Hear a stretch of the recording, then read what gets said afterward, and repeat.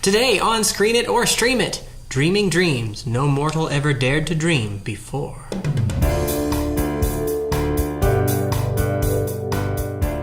Before we talk about Altered Carbon, we're going to check in with our Spanish correspondent, Alejandro.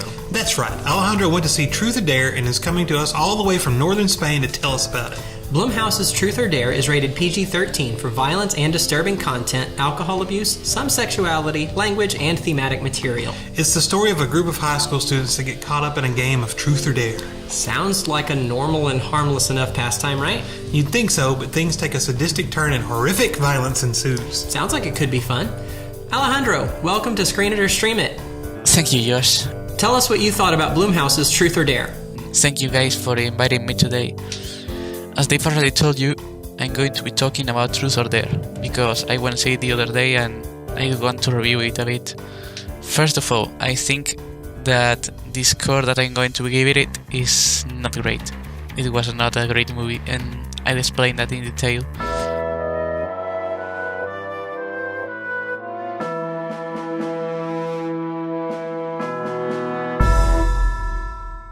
The movie will introduce us to a set of teenagers that are doing a trip to Mexico to celebrate their last year together in high school, so they will be going to college. When they're at a party in Mexico, they will meet a guy named Carter that will convince them to play an innocent game of Truth or Dare. This is where the real action will start. The game scares and you start doing weird things and following them around, making them keep playing regardless if they want it or not. We can see all of this from the trailer alone, and the set did really catch my attention in the first place. But I have my reasons to say that this movie was not really great. First of all, the characters. They are pretty annoying. Most of them are not likable, like, at all. They have no personality and no emotional relevance, any of them. They will not touch you. Well, they could touch you, but they don't. They didn't touch me, at least. They will relentlessly try to make dramatic moments. The only characters that seem to be trying any hard at all to be trying to make a connection with the viewer are Marky and Olivia, her friend, but they will fail. You don't like them, you don't connect with them at all. They are unlikable, you will forget them. There's like 6 guys, I think, or 6 main characters, and I don't even remember the names for most of them. Even when it comes to the moments where their partners die and they know that they have died because of the game, no one will shed a tear for them. So they will just move on like nothing happened, just trying to solve their own problems. So, moving on to the plot of the movie. There's no plot in the movie. There's just a situation without a setup and with characters that we don't really know. So, since the plot is not good and the characters aren't good either, is the movie terrifying? No, it isn't. It isn't terrifying. Let me explain myself. We can really say that this movie is just your typical generic teenager movie for just them to be scared, or whatever. This movie is just jump scares. They are predictable, they're unnecessary, and they are pretty bad. They're generic. There's really no depth to what we're seeing. There's no depth. And also, there's no tension. There's not a single moment that they are trying to build an atmosphere that's appropriate for being really scared. You're not scared. This is a horror movie that isn't even scary, It's not even good. So, for my general conclusion of the movie, is it bad? Is it really bad? Yes, it's pretty bad. It's terrible if you're searching for a horror movie.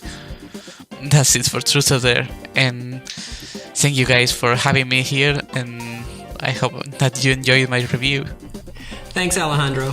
Altered Carbon is rated TV-MA for language throughout, heavy alcohol and drug use, graphic sci-fi violence, nudity, and sexuality. Wow, that really runs the gamut of vices, doesn't it? Yeah, I think we're going for a record on that one.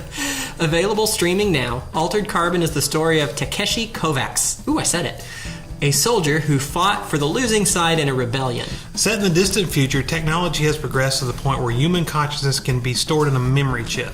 This enables everyone to have the ability to survive death of their own body, making immortality possible for those who can afford it.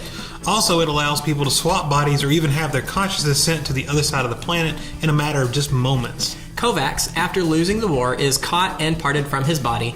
The memory chip that stored his essence left dormant for over 200 years. He's brought back in a new body when the impossibly wealthy Lawrence Bancroft requires his services to solve a murder. As it turns out, someone murdered Bancroft himself, but the tycoon was saved by an automated backup system that had made a copy of his consciousness. In return for Kovacs' service, Bancroft promises to give him a new body and set him free after the case is closed. This show is filled with vice, violence, and more than a few body-swapping situations that can boggle the mind. Combine that setting with an interesting story and things get twisted up pretty fast. So, what do we think about this one? We got together and decided it's a good show.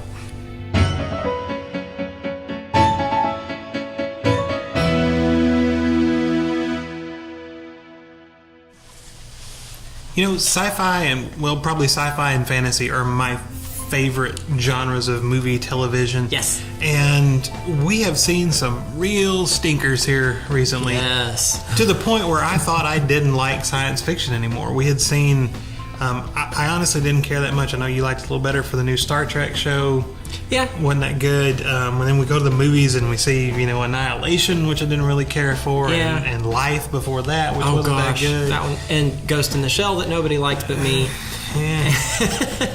And so I'm like, man, maybe I'm getting old and I just don't like this stuff anymore. And the new Blade Runner sequel, God, too. I mean, just been one after another that we just...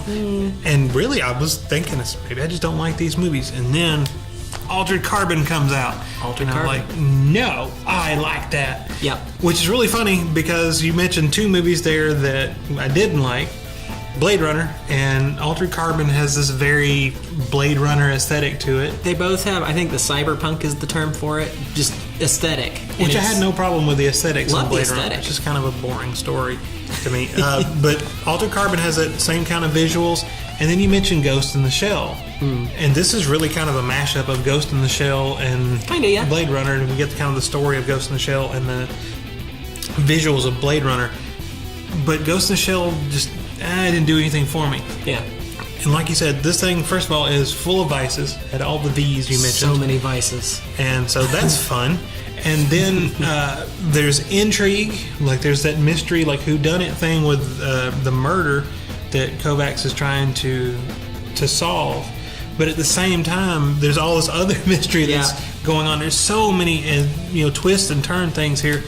And just from the fact, so the basic premise is that everybody's, I don't want to call it soul. What do they call it? It's like their Consciousness. Consciousness. They That's the have word. this chip installed in the back of their head. They call it a stack. And so that's where you are stored. So if anything happens to destroy your body, so long as that survives, you can be put in another body and spun back up.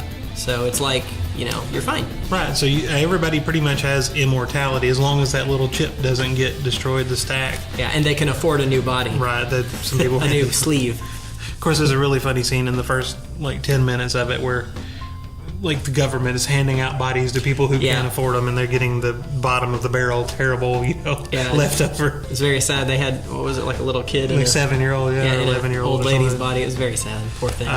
But yes, so that's the basic premise, but that creates all kinds of opportunities and weird problems. And they used them about as, I couldn't see them using it any better than they did. Just body swapping. You didn't know who was who really sometimes. You were, it's the same person you've seen 6 times, but is it really them in there? We're not sure. Well, even the characters sometimes don't know who's who they or weren't what's sure going either. on. So it does get kind of confusing, but it's confusing on purpose, and it's not unnecessarily so. It's not bad confusing. No. Because there's always a reveal. They always let you know what's going on at some point. Well, far as I know. There's a couple things I had this passing wonder. Now, is this all as straightforward as it looks, or I don't know. I never found out if it wasn't, so far as I know. But it's not like people are just popping up willy-nilly and you're totally confused and have no idea who anybody is. Somebody pops up and then you find out it really is them, or you find out it's not them, it's somebody usually else. within a few minutes they go ahead and let you in on, we tricked you. Yeah, so that's a very neat aspect. Then, like I said, you tie that in with like the murder mystery, and then there's all these other like mini stories. There's the and I can't remember anybody's name, but that's my memory being shot. But there's the mercenary guy and his family. Yeah, the mercenary guy and his family. That's a cool little side story that kind of gets intertwined. There's the hotel itself. Love the hotel. So it's set great. way in the future, and so basically menial jobs are run by artificial intelligence. Yeah. And so the main character Kovacs goes to stay at a hotel that's like it's called the Raven. It's Edgar Allan Poe themed, hence the soft open. Yeah.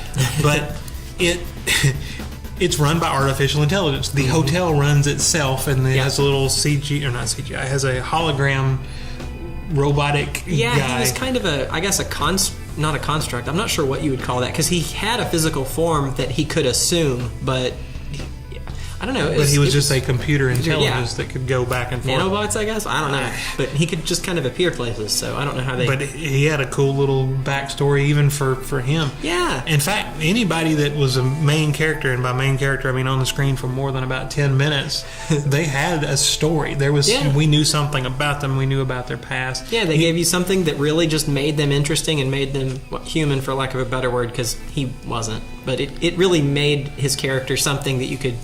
I guess you could there's something to hold on to there for everybody. And they don't all do it, like it's not just a whole bunch of backstory at the first. There were some characters I thought we were not going to just get. A little bit here and there, Yeah. and it was just enough to keep them interesting. And then by the end, you've got quite a wealth for just about everybody, really. When there was people, I was like, okay, this is a random person. I don't know who it is. They're not going to tell us. And they do eventually. You figure it out. You learn who everybody is.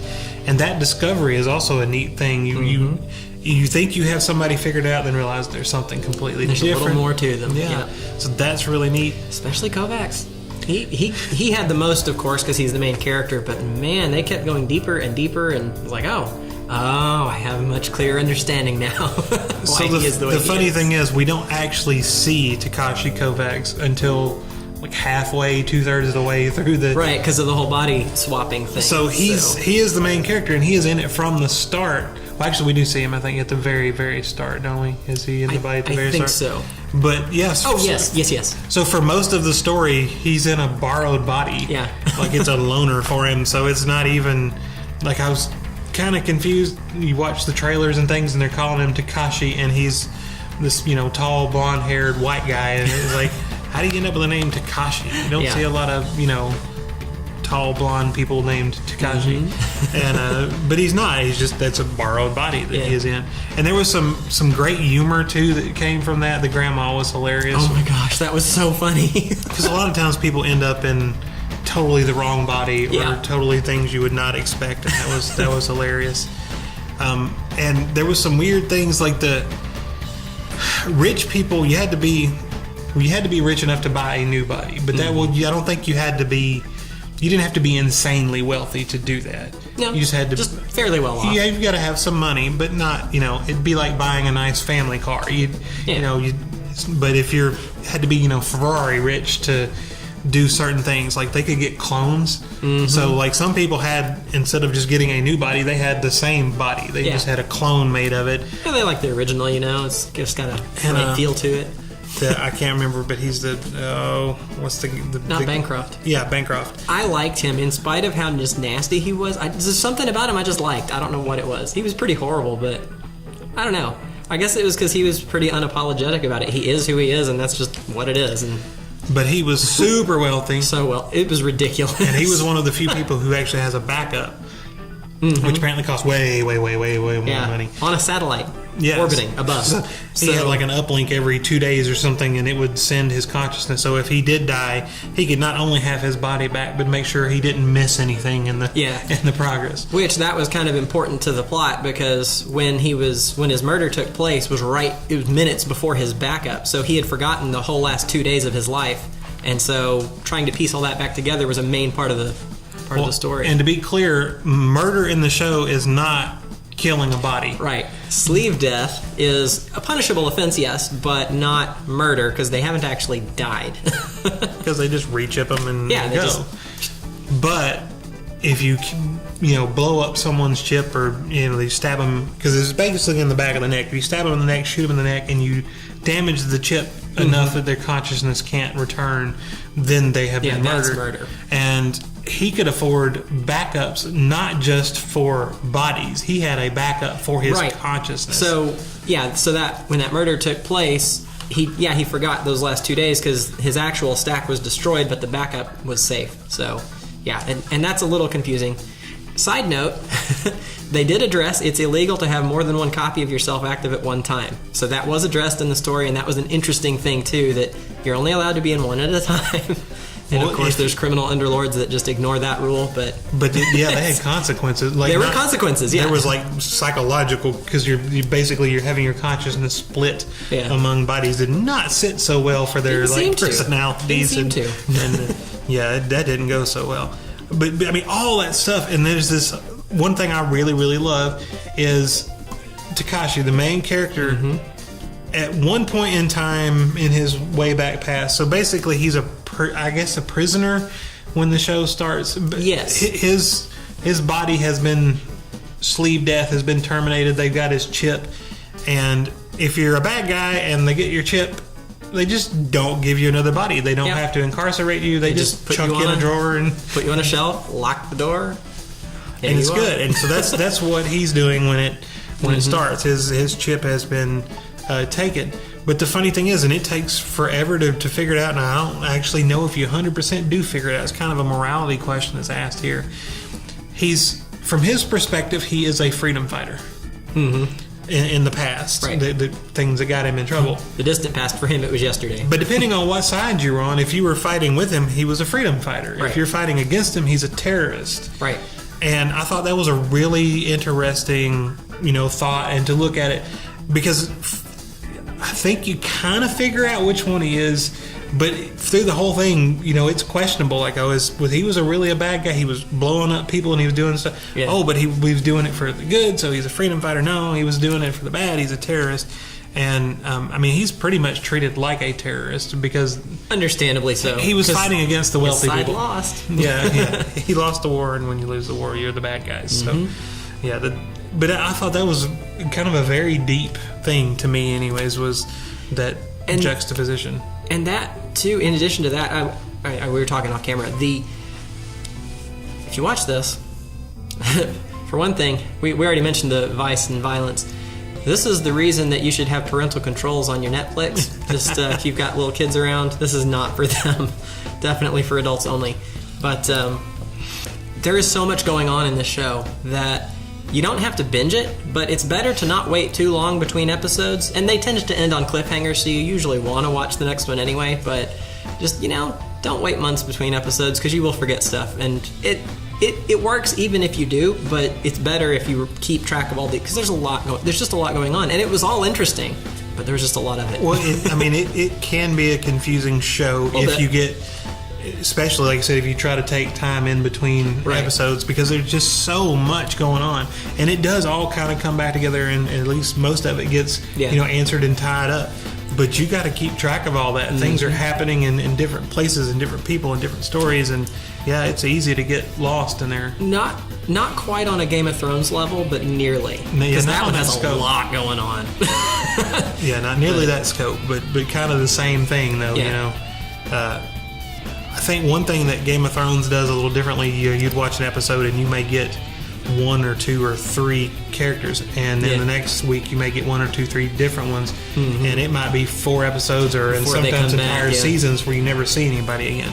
Altered Carbon doesn't do, like, it is Takashi's story. It follows him, but it's all the people he's interacting with at different times, and sometimes hundreds of years apart, and flashbacks and things. So. Which I think that does give it a nice pace.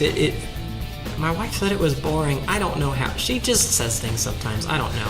I did not find it boring. I find it very interesting and fun, and I thought it was plenty fast-paced enough for, there's just so much going on. It was great. No, and like I said, I love sci-fi, and I really was down. I was like, man, I just don't like sci-fi anymore. Yeah. And this come out, and I'm like, no, there it is. It's done right.